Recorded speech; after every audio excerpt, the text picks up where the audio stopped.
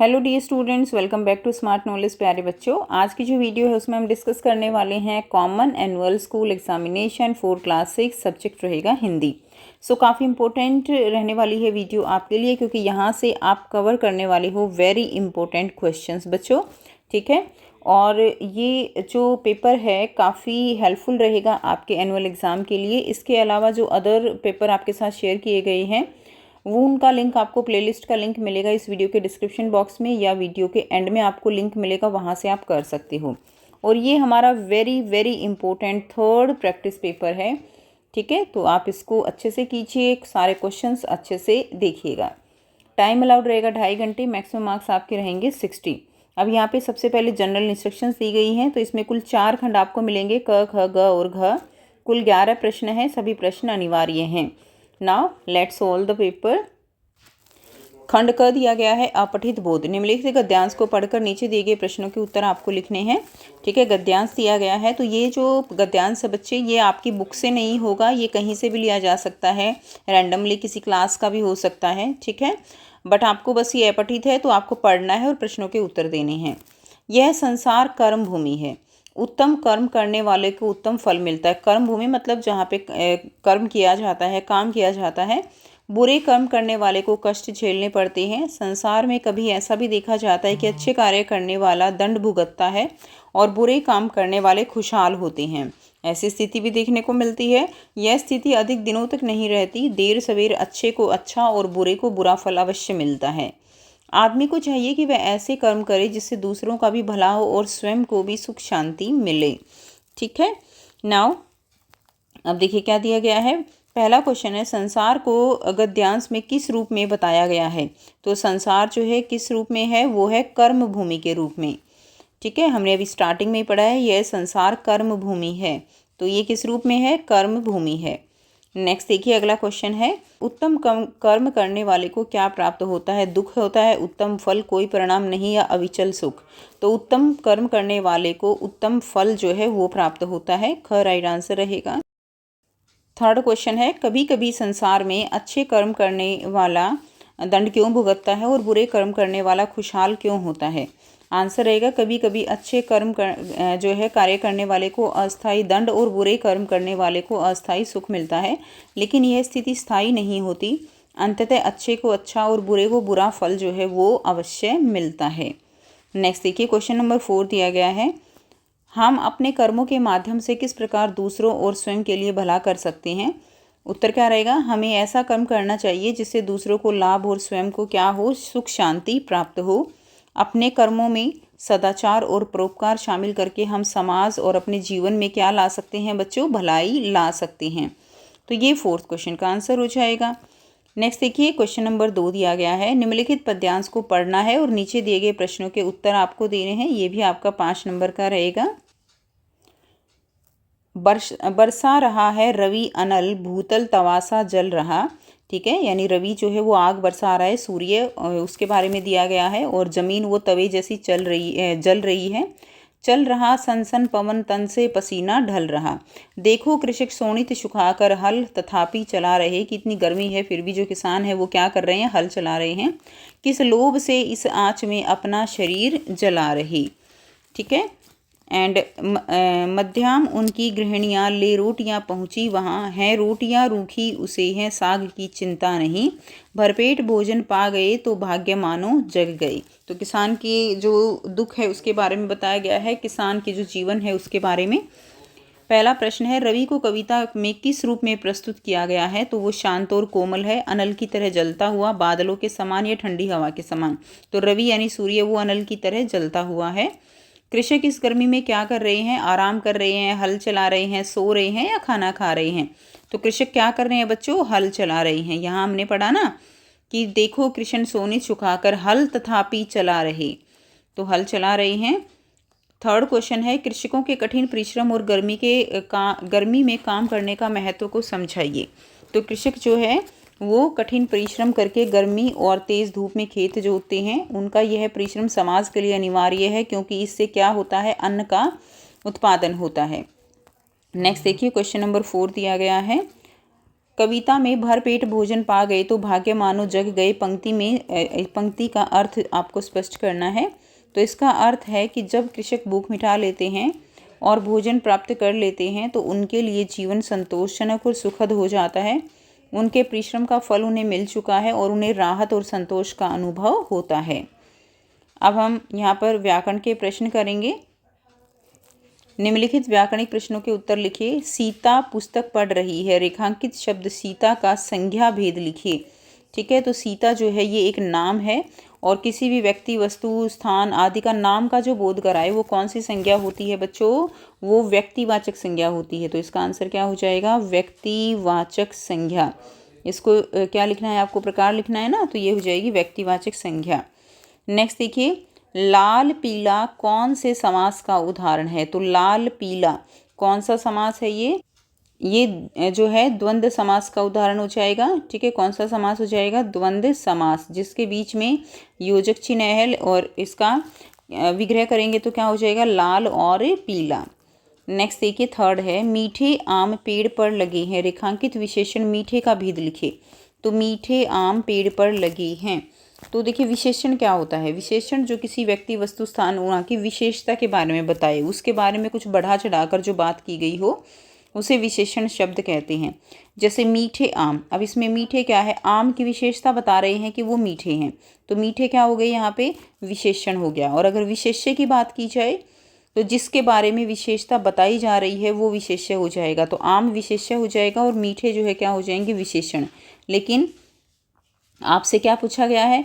विशेषण मीठे का भेद बताना है कि ये कौन सा जो है प्रकार है विशेषण का। तो देखिए, ये गुणवाचक विशेषण हो जाएगा। ठीक है, गुणवाचक विशेषण यानी जो आम के गुण के बारे में बता रहा है उसको हम क्या कहेंगे? उसको हम गुणवाचक विशेषण कहेंगे। तो मीठे का भेद क्या हो जाएगा? गुणवाचक विशेषण। ठीक है बेटा, गुणवाचक विशेषण।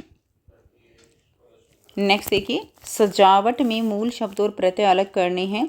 तो सजावट में मूल शब्द और प्रत्यय, तो पहले आपको समझना होगा कि मूल शब्द जो है वो क्या है। मूल शब्द यानी जिसका एक अर्थ होता है उसे मूल शब्द कहते हैं, और इसके पीछे जो लगता है वो प्रत्यय होते हैं जो इसका अर्थ बदल देते हैं, और आगे जो लगते हैं वो उपसर्ग होते हैं जो इसका अर्थ बदल देते हैं।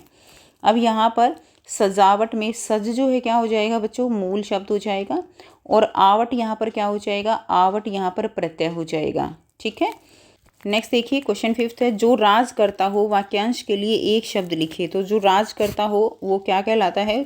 उसको हम क्या कहेंगे बच्चों? उसको राजा कहेंगे। ठीक है, राज करना यानी राजा, या हम क्या कह सकते हैं? उसको शासक कह सकते हैं, शासन करने वाला।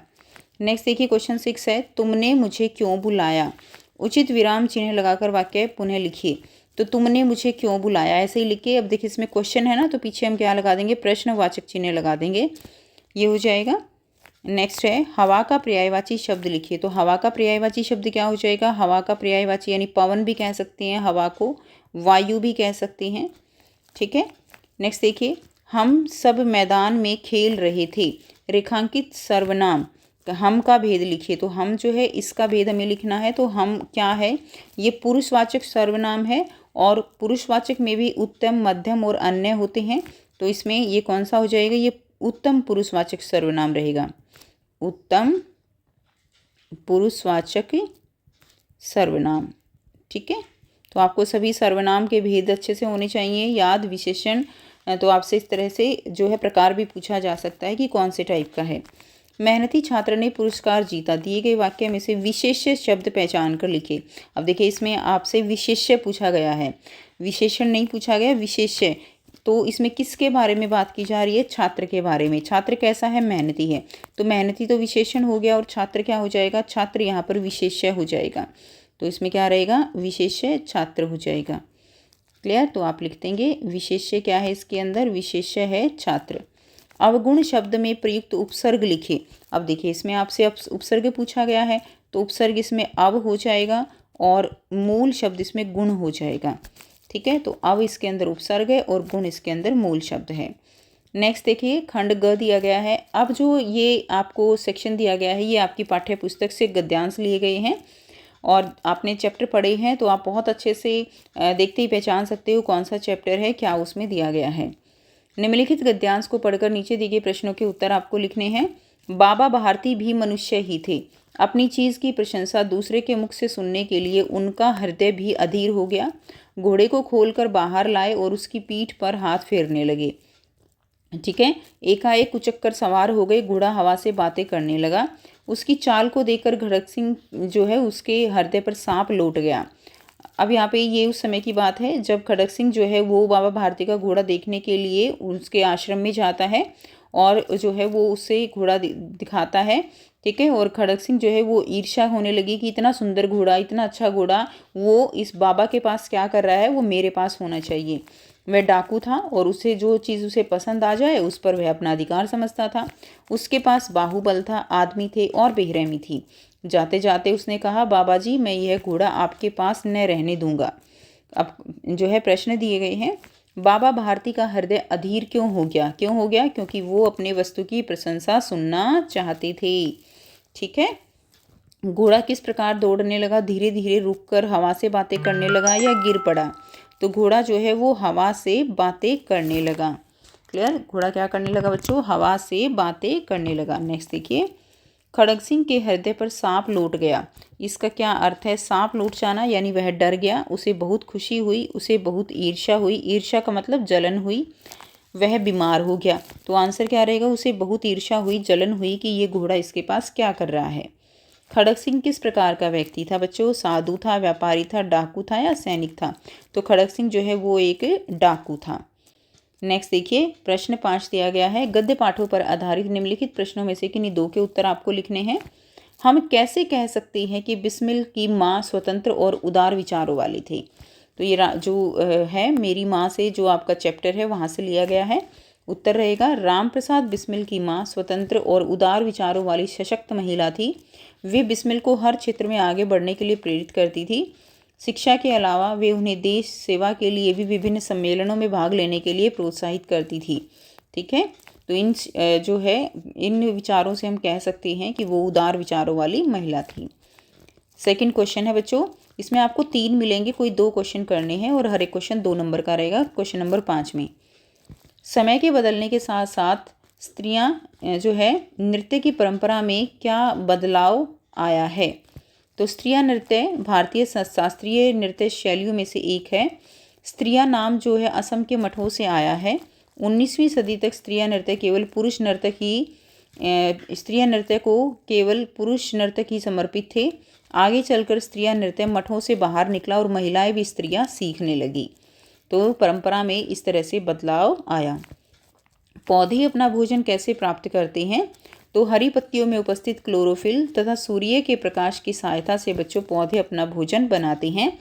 ठीक है, नेक्स्ट देखिए प्रश्न 6 है। गद्य पाठों पर आधारित निम्नलिखित प्रश्नों में से किन्हीं 2 प्रश्नों के उत्तर लगभग 30 से 40 शब्दों में आपको लिखने हैं। इसमें जो प्रश्न दिए गए हैं वो 3 प्रश्न होंगे और उनमें से भी कोई 2 आपको करने हैं और हर एक क्वेश्चन आपका जो है वो कितने मार्क्स का रहेगा? वो 3 नंबर का रहेगा। 3 नंबर के और 2 क्वेश्चन करने हैं। ठीक है, पहला प्रश्न दिया गया है, बाबा भारती और सुल्तान के बीच क्या संबंध था? तो बाबा भारती और सुल्तान के बीच बच्चों आपको संबंध बताना है। तो बाबा भारती अपने घोड़े सुल्तान से अत्यधिक प्रेम करते थे। ठीक है, वे सुल्तान को अपने जीवन का एक अभिन्न हिस्सा मानते थे। सुल्तान उनके लिए केवल एक घोड़ा नहीं बल्कि एक परिवार का सदस्य था। वे उसकी देखभाल करते थे और अपने साथ हमेशा रखते थे। उनका यह प्रेम सच्चे आत्मीय संबंध का प्रतीक था। ठीक है, नेक्स्ट देखिए, मॉरिशस के बारे में आपको क्या जानकारी मिली? तो मॉरिशस के बारे में मिली जानकारी में यह है कि यहाँ की प्रमुख जनसंख्या क्या है? भारतीय है और यहाँ के लोग कृषि आधारित जीवन जीते हैं। मॉरिशस की संस्कृति विविधतापूर्ण है और यह एक खूबसूरत कैसा स्थल है? पर्यटन स्थल है जहाँ पर लोग जो है वो घूमने के लिए आते हैं।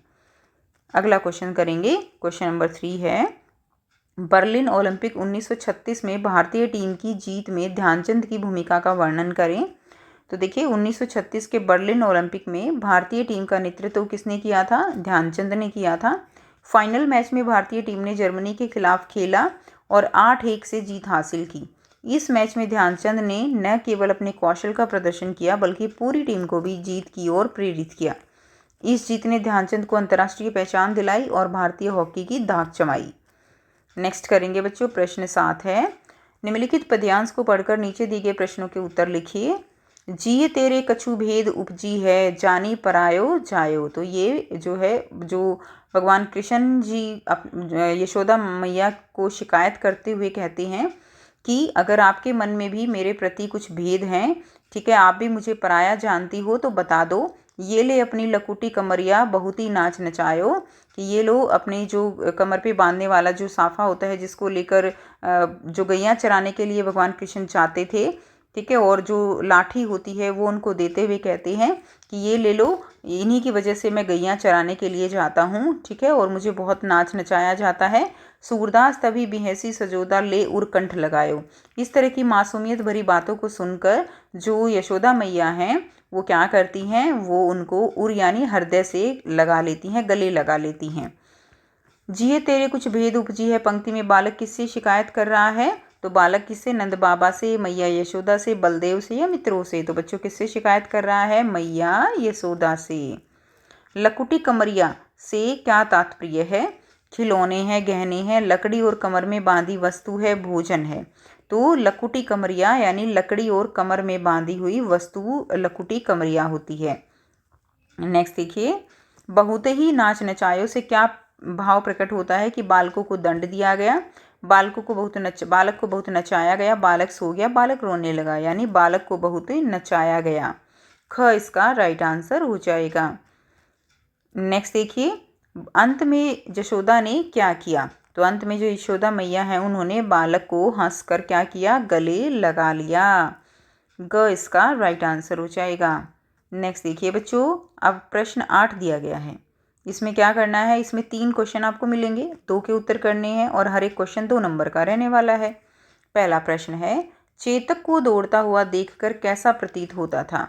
तो चेतक जो है इतनी तेज दौड़ लगाता था कि लगता था जैसे उसकी हवा के साथ प्रतियोगिता हो रही हो, अर्थात हवा से भी तेज दौड़ता था। चेतक को दौड़ता हुआ देखकर ऐसा प्रतीत होता था जैसे शत्रुओं के मस्तक पर दौड़ लगा रहा हो। ठीक है। सेकंड दिया गया है, मैया मैं नहीं माखन खायो कविता में किस घटना का वर्णन किया गया है? मैया मैं नहीं माखन खायो कविता में सूरदास जी ने कृष्ण और माता यशोदा के उस वार्तालाप के अंश का वर्णन किया है जहां श्री कृष्ण अपनी नटखट बातों से माता यशोदा को मनाने का प्रयास कर रहे हैं कि उन्होंने मक्खन नहीं खाया है। ठीक है। अगला प्रश्न है, कविता में हिमालय के बारे में क्या कहा गया है? तो उत्तर क्या रहेगा बच्चों? कवि ने हिमालय के बारे में कहा है कि इसकी ऊंची चोटियां आकाश को छूती हुई प्रतीत होती हैं, जो भारत की गौरवमयी संस्कृति और उसकी महानता का प्रतीक हैं। नेक्स्ट देखिए, प्रश्न 9 है, पद्य पाठों पर आधारित निम्नलिखित प्रश्नों में से किन्हीं 2 प्रश्नों के उत्तर जो है वो लगभग आपको 30 से 40 शब्दों में लिखने हैं। पहला प्रश्न है, कविता में पहली बूंद को नवजीवन का प्रतीक कैसे बताया गया है? तो पहली बूंद को नवजीवन का प्रतीक इसलिए बताया गया है क्योंकि यह बूंद धरती की सूखी अवस्था को समाप्त करती है और उसे हरा भरा बनाती है। यह जीवन में नई शुरुआत का प्रतीक है जो दुख और कठिनाइयों के बाद आने वाली खुशी और जीवन की ताजगी को दर्शाती है। नेक्स्ट देखिए, रहीम ने प्रेम के धागों को क्यों विशेष महत्व दिया है? तो रहीम ने प्रेम के धागों को बहुत महत्वपूर्ण माना है क्योंकि प्रेम और संबंधों का धागा अगर एक बार टूट जाता है तो उसे जोड़ना बहुत कठिन होता है। रहीम ने कहा है कि अगर हम इसे ज़बरदस्ती तोड़ते हैं तो दोबारा जोड़ने पर भी उसमें गांठ रह जाती है। इसका अर्थ है कि संबंधों को हमेशा प्यार और सावधानी से निभाना चाहिए ताकि वे टूटे नहीं और उनमें क्या बना रहे बच्चों? विश्वास बना रहे। इसलिए हमें समझदारी से काम लेते हुए अपने संबंधों को प्यार और सावधानी से निभाना चाहिए। नेक्स्ट देखिए, थर्ड जो प्रश्न है, कविता में किसे जलाने और किसे बुझाने की बात कही गई है? तो कविता में मनुष्य को ज्ञान रूपी दीपक को जलाकर रखने की बात की गई है। ये आपकी कविता है, जलाते रहो। ठीक है, क्योंकि स्नेह से भरे दीपक चारों ओर रोशनी फैलाते हैं, जबकि बिना स्नेह वाले विद्युत के दीपक को बुझा देने की बात कही गई है क्योंकि कृत्रिम चीज़ें जो हैं वो केवल कुछ पल का प्रकाश कर सकती हैं। जीवन की सही राह केवल ज्ञान से ही प्राप्त की जा सकती है। ठीक है। तो यानी वो ज्ञान का दीपक वो हमें जलाना चाहिए, ना कि कोई इस तरह का विद्युत दीपक, आर्टिफिशियल दीपक जो केवल रोशनी दिखा सकता है लेकिन सही राह जो है जीवन की वो नहीं दिखा सकता। नेक्स्ट देखिए बच्चों, खंड घ दिया गया है रचनात्मक लेखन। इसमें किसी एक विषय पर आपको पत्र लिखना है। अपने मित्र को परीक्षा में प्रथम आने पर बधाई पत्र लिखिए।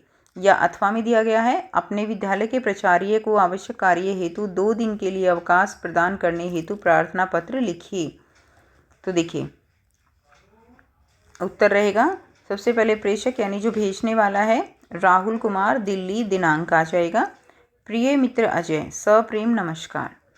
यह जानकर मुझे अत्यंत हर्ष हुआ कि तुमने वार्षिक परीक्षा में प्रथम स्थान प्राप्त किया है।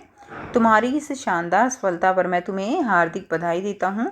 तुम्हारी मेहनत, लगन और आत्मविश्वास का यह सुंदर परिणाम है। तुमने न केवल अपने माता पिता बल्कि विद्यालय का भी नाम रोशन किया है। मैं ईश्वर से प्रार्थना करता हूँ कि तुम जीवन में इसी प्रकार निरंतर सफलता प्राप्त करते रहो। तुम्हारा प्रिय मित्र राहुल।